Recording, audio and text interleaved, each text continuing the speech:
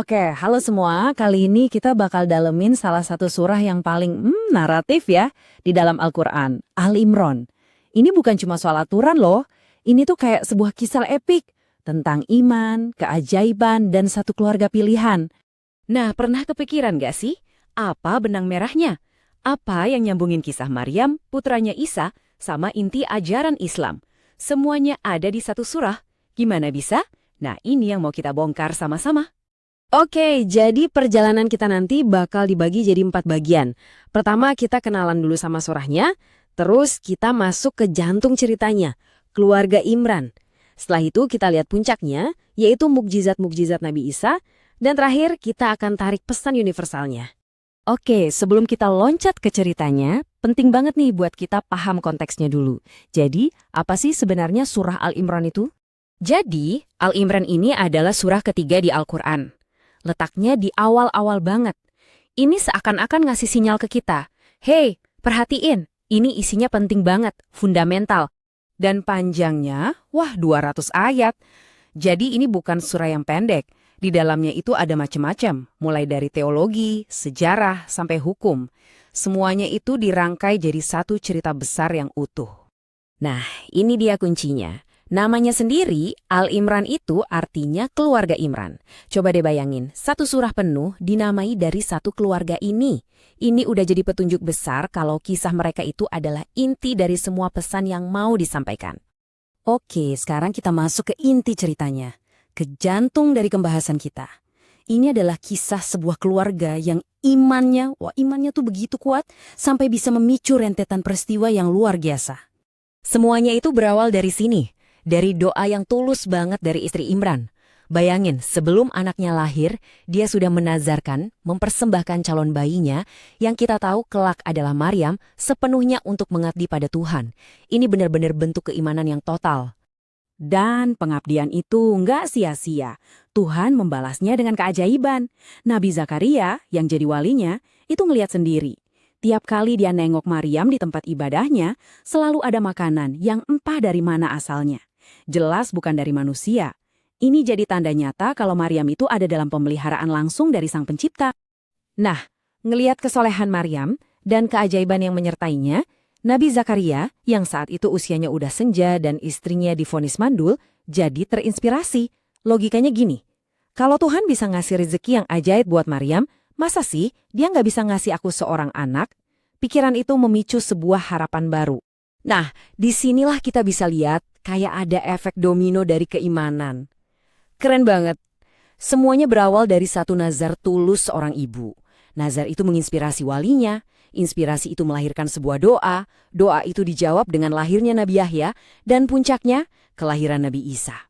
Satu rantai peristiwa ilahi yang wow, luar biasa. Oke, dari sini kita bergerak ke klimaks cerita keluarga Imran, yaitu kelahiran dan mujizat-mujizat Nabi Isa yang tentu saja kita kenal juga sebagai Yesus. Disinilah momen yang mengubah segalanya terjadi.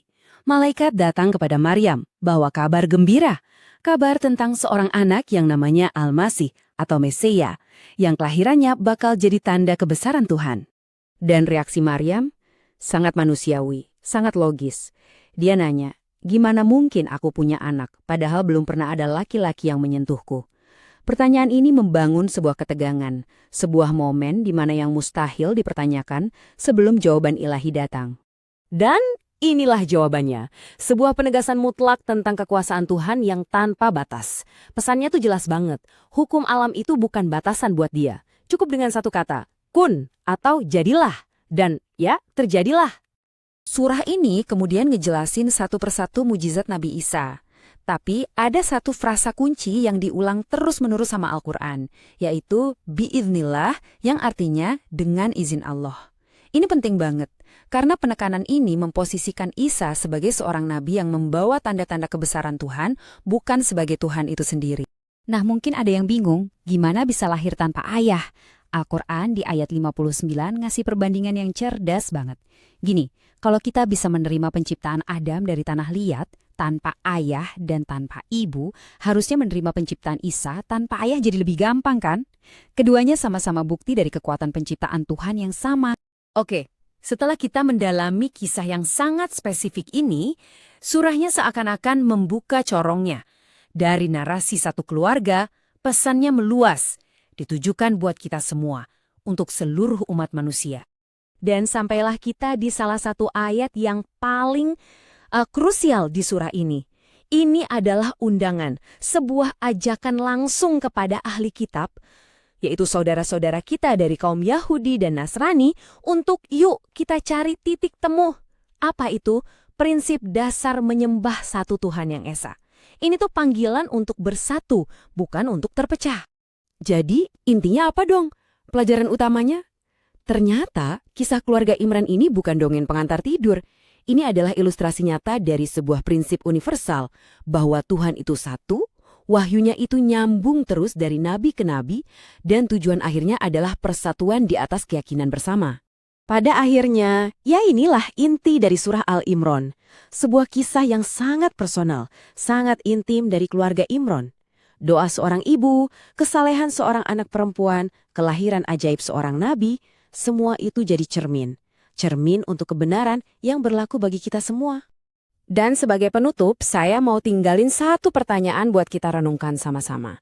Kalau kita sadar bahwa cerita-cerita yang kita anggap beda ini ternyata punya akar yang sama, saling terkait erat, kira-kira gimana hal itu bisa mengubah cara kita mandang satu sama lain di dunia yang sering banget terasa terpecah belah ini?